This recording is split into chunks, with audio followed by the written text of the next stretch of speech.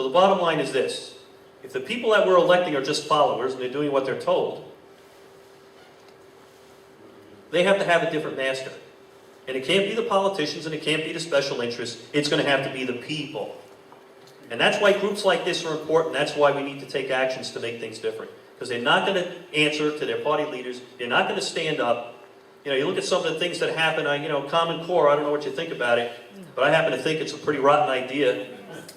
The federal government coming into the state like this, again, it's another federal government takeover. Do we need some bureaucrat in Washington to sit there and tell us how to teach our children? I mean, my God. And have anybody read any of the curriculum? Any of the reading materials? Some of the methodologies? There's an absolute attempt on the part of Common Core and the federal government to come between you and your children at the school level. They not only come between you because they have reading materials out there that drag down the family and cast questions about relationships between mothers and fathers and siblings and things like that.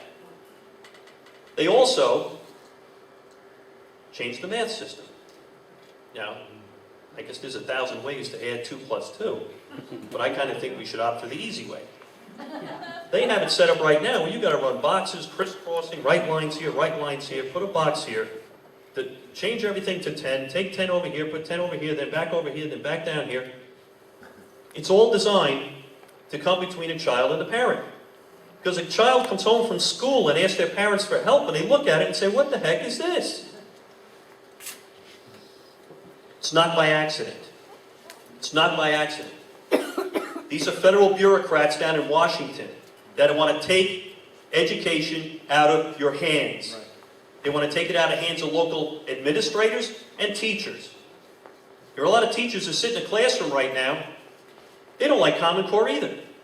I mean, the testings are crazy, the standards are nuts, implementation's been horrible, but they don't have a choice.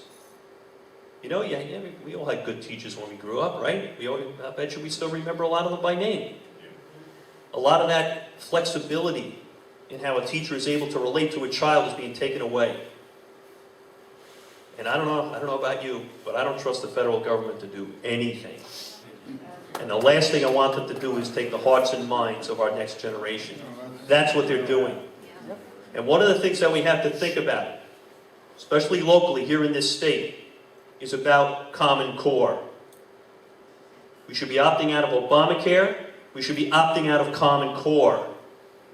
This governor should be opting out of Common Core. The legislature, the Senate, we need to opt out. We need to send that check back to Washington. Because I'll tell you right now, all the districts that you talk to, their excuse at the superintendent level is, well, you know what, they're handing us a big check, we need the money. Which is how the federal government controls everybody. Yes. Here's the money. No, you don't do this, well, we'll take away your highway funds. You know, you don't do this, we'll take away your education funds. Well, what all the studies have shown is that the cost of implementation of Common Core are twice the money that Washington is sending. So, get a hold of your local legislators, all right? Get a hold of your state representatives. And throw that one on them and see if they're smart enough to know, because I find that most of them don't know. They sit there and they see a number on a line and it says, oh, we're going to get, you know, $8.5 million per whatever, but let them know it costs twice as much to implement. By giving back the money, you save as much.